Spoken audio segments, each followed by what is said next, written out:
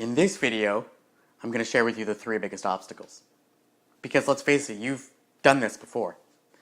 We all set out in January of a new year with great aspirations for new and exciting opportunities to transform our lives, to make things better. And more often than not, sadly, those things don't happen. And so what I want to examine in this video is why we get tripped up, what stops us from achieving our goals and our dreams, and more importantly, what are the strategies that you can employ to make sure that you avoid those pitfalls or that you deal with them in the right way. And so the first thing that gets in most people's way is a lack of vision. And we talked about how important vision was in the first video. I talked about that was the most critical first step. You needed to have a clear, articulate vision for where you wanted your year to go. And so the first hiccup or the first obstacle, the first roadblock that most people make is that they haven't clearly articulated their vision. Now you may think you have a clearly articulated vision. You may say, yeah, I know exactly where I want to go. But do you really? How clear, how much work have you done? How detailed is your plan? Do you know exactly what it is you want to achieve, or have you been too vague? I had a Facebook post the other day and I said, what's the one thing you're going to do in 2013? What's your, big goal for 2013? And somebody put something to the effect of, do better. And this is not a slight on this person at all, because I admire that idea. The idea is I want to just be continually improving. That's great. But I responded to them with, be better at what? How are you going to be better? At what are you going to be better? In other words, you need to get more specific about what that means to you.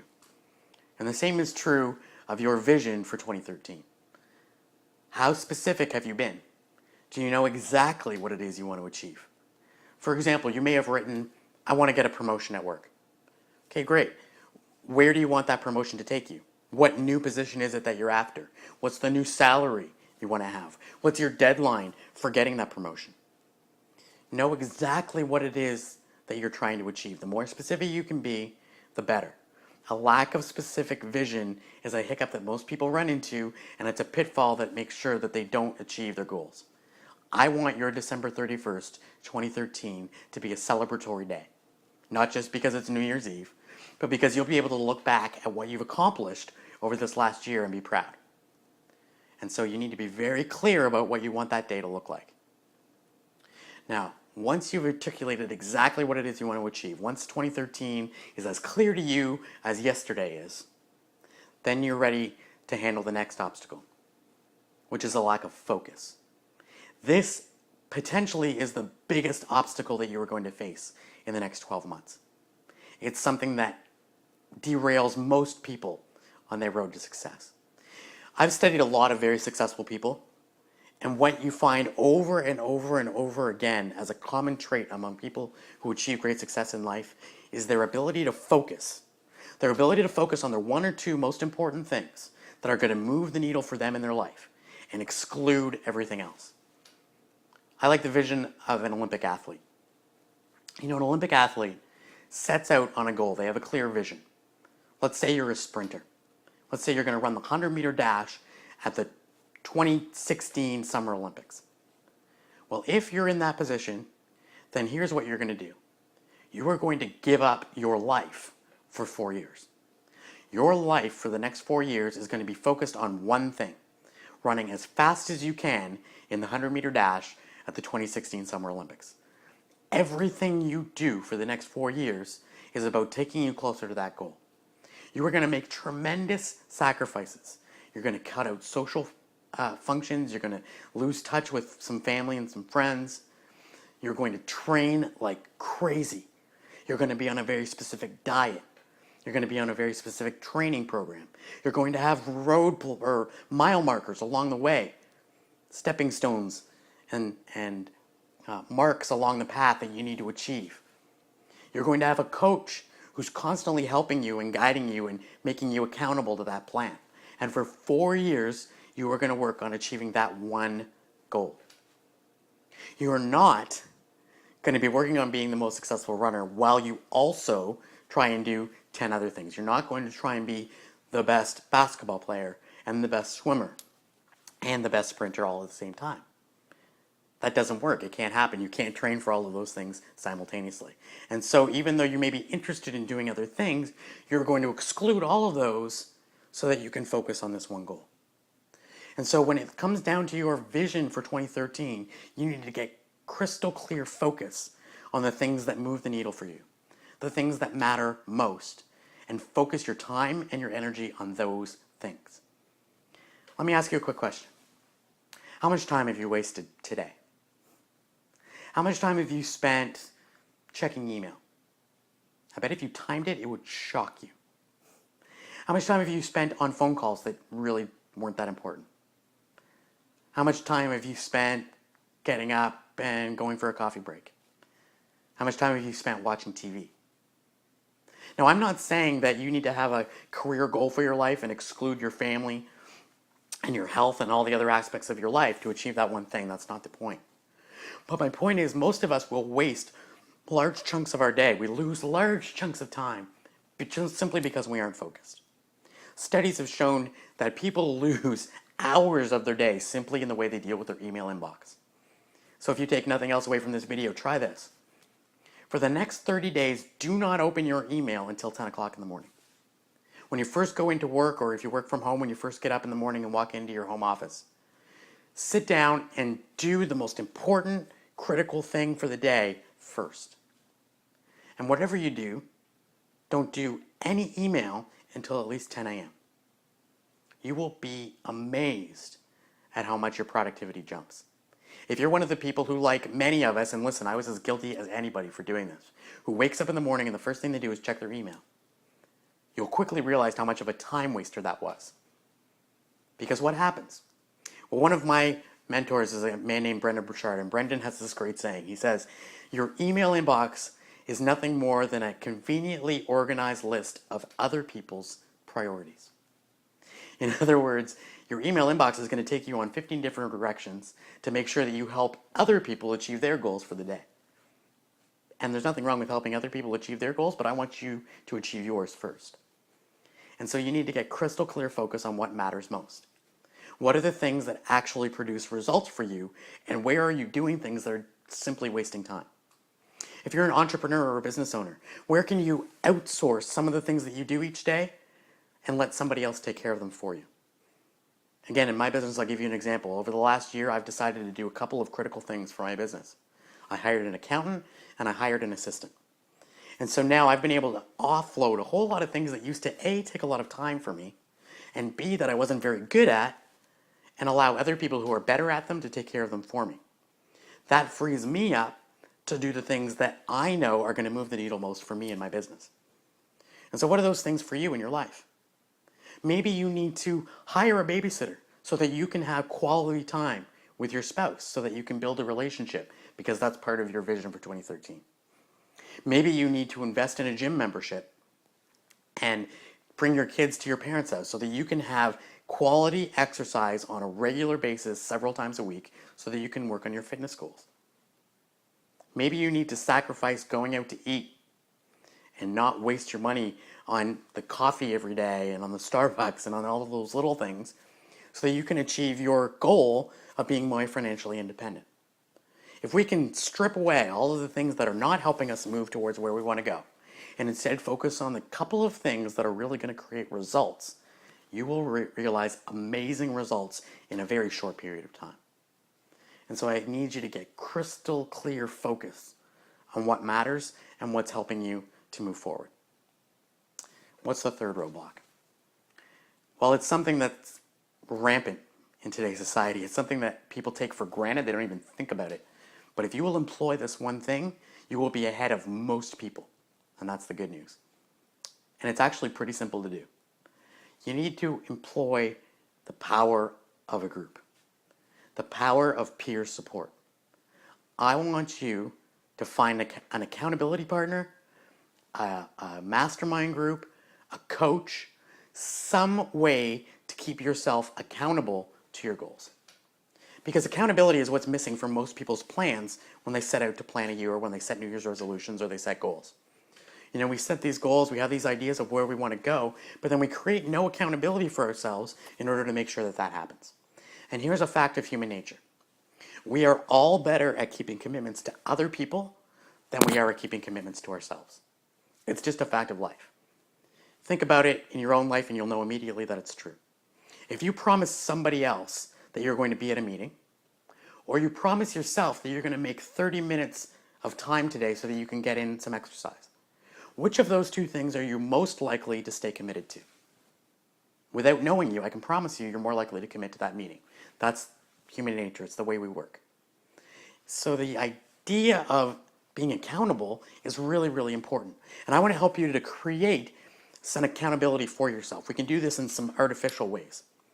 So one of the ways that you can do it is to get a coach. I get to coach clients, and really what a coach does, what I do for people, is I help them to stay accountable to themselves. So a coach isn't there to guide you. It's not a therapy session. It's not about telling you what to do. A coach really, our main job, is to help you do what it is you said you were going to do. It's about saying, hey, you promised yourself that you were going to not eat sweets after 7 o'clock at night. How are you doing? How are you doing with that? And I'm going to check in with you and I'm going to see, hey, are you really keeping that promise to yourself? Or you said you were going to exercise 3 times a week. How is that going? Well, last week I only got in 2 exercise sessions. Okay, well, why did that happen? And we'll look at that and we'll see if it's a case of an exception or if you've allowed something to creep in and force yourself to lose focus. So create that accountability. A coach is one way. Another way is just to create an accountability partner. Find someone at work, find a friend. You can use your spouse, I wouldn't suggest it. And meet up with that person. Check in with them, once, twice a month and say, hey, how are things going? You said you were going to work on this goal. How's that going for you? Or, you said you wanted to achieve that. How's that been going? Simply by knowing that you're going to have that conversation with somebody, that you're going to have to answer to them in a way and justify yourself as to why you did or didn't do something is going to force you to act. I'm a longtime member of our local running room. I've run all of the marathons that I've run 4 now. In training, I've always trained with the running room. And the reason that the running room is so great, and I'm not promoting the running room, you can do this in a number of different ways, but the reason that I stick with the running room, the reason I love it so much, is because they have a built-in accountability system. When you take a running room clinic, what happens is you actually sign up with a group of other people. And for the entire period of the training, depending on the length of the run, the training times are different. But for the entire length of the training, you train with a group of people. And so 3 times a week, you're scheduled to meet up and go for a run. And to me, this is brilliant because what it does is it forces accountability on you. See, now this group is counting on you to show up at practice. This group is counting on you to be there those 3 times a week and go for that run. You need that other person in the group beside you just as much as they need you. And so when it comes time to have a run, that even though you don't really feel like getting off the couch or even though you don't really feel like getting out of bed, there are those other people that are counting on you. And so the odds of you getting up and going and taking action increase exponentially.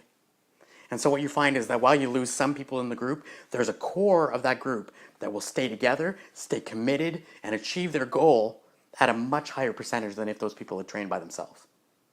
And what I want you to do is to incorporate that same concept into all aspects of your life. So find an accountability partner, find a mastermind group, or get a coach. Find someone that's going to help you stay accountable to that vision you have for this year. Finally, you need to have a plan. I promised you we're going to talk about plans. Because here's the thing, some people think having a goal and having a plan is the same thing. They think if I lose 30 pounds in 2013, that's a plan. That's not a plan. That's a goal. It's a clear idea of where you want to go. It's got a deadline, hopefully. December 31st, 2013 would be a good one. But that's all it is. It's a goal. It's not a plan. How are you going to lose 30 pounds in 2013? That's what a plan is. Describe for me how you're going to do that. What are the measures you're going to take? What do you need to do each and every day, each and every week for 52 weeks in order to achieve that vision? See, a vision without a plan is not really a vision. It's always going to stay a vision anyway. It's never going to be realized. You would never set out on a trip, on a vacation, without a map, or at least without having looked at the route that you're going to take. If I said, hey, you live in New York City and you're going to go for a vacation in Orlando, you wouldn't just set out and drive. You'd at the very least take a look at the map and figure out, which routes we're going to take along the way. Or, today you'd probably go and plug into your GPS the address where you were going to go, and the GPS would lay out a plan for you. And it wouldn't just lay out a plan that says, hey, okay, we're going to drive until we get to Orlando. In fact, it would give you turn-by-turn directions for the entire length of that trip. The sad truth is, most of us will spend far more time planning a vacation than we do planning our life. So you have this goal, this vision for 2013. I want you to set out a plan for how you're going to get from where you are today to December 31st, 2013. In each aspect of your life. So what are the steps that you're going to take to make sure that your fitness goal in 2013 is achieved? What are the steps you are going to take to make sure that you're better off financially at the end of 2013 than you were at the beginning? What are the specific actions you are going to engage in to make sure that your relationships are better on December 31st than they are right now? Each aspect of your life needs to be broken down landmark by landmark, step by step, month by month, ideally week by week. The more specific you can be with that plan, the better your chances of success. I think I explained to you in the last video about running marathons, and I've talked about already here why running with the running room was so important to me. While the group aspect was critical because that provided the accountability, the other key component of their plan that's so great is they give you a training program. And not just hey, you need to run a lot. They told me every single day what I needed to do that day for 4 months to take me from where I was to being ready to run a marathon. So I could look on any day of the week, wake up in the morning and say, okay, here's what I need to do today to prepare myself for that goal in 4 months. So every day I knew exactly what it is I needed to do to achieve that goal. That's what you're aiming for in every aspect of your life. Now let me be really, really honest with you. You're going to hear that advice and most of you are going to go, yep, makes sense. And then most people are going to go, yep, that makes sense, and do nothing. Or maybe you're going to take out a piece of paper and you're going to scribble down a couple of points, and that'll be it. I'm not going to tell you what's right or wrong. I'm not trying to live your life for you. But let me just say this. I promise you that the more specific and detailed and planned and intentional you can be about laying out the steps of what you need to do to achieve that vision that you have, the better your odds of success. If you can get it down to a point where you can say, okay, I've woken up today, it's January 12th, and here's what I need to do today to help me move forward in all of these goals that I have for myself. Here are the 2 or 3 things that I've laid out for myself that I need to do today to make sure that on December 31st, 2013, I've achieved my goal. If you can get that specific, your odds of succeeding are hugely improved over the person who writes down a couple of goals on a piece of paper. Because a great part of the reason why people don't achieve what they want to achieve is not because they don't know what they want, they just don't know what they need to be doing to get there. Now maybe you don't know exactly what needs to be in that plan. In that case, your job is to go out and do some research and figure it out. Maybe you need to consult with a financial planner about your financial goals. Maybe you need to talk to a fitness expert or a dietitian to figure out what your goals are in terms of your health. Maybe you need to go consult with your priest or rabbi or minister or spiritual leader to figure out how you need to grow spiritually. It's okay to not know the answers. It's okay to not know exactly what it is you need to do. It's not okay to continue in ignorance for the whole year. If you do that, then you have no reason to be upset in 2013 at the end of the year because it'll have been your fault. So go figure out what it is you need to do and lay out that plan. And the more clear and concise you can be and the more specific you can be, the easier you will make it on yourself. So there it is. Those are the 3 big obstacles. Are you going to be able to avoid them? I sure hope you can. In fact, I know if you employ what I've suggested that you will be able to. Once again, I love hearing what you think, and if I can be more clear about any of this, if there's anything you're not sure about, please enter your comments below. I'll do my best to keep up with them and interact with you and help you through the roadblocks and the obstacles you encounter along the way. Please understand that it is part of the process. It's absolutely natural. It's going to happen that you have hiccups, that you have bumps, that you have roadblocks. That's part of life. So when you hit those, don't get discouraged. Don't think that it's your fault. Don't think that you've done something wrong.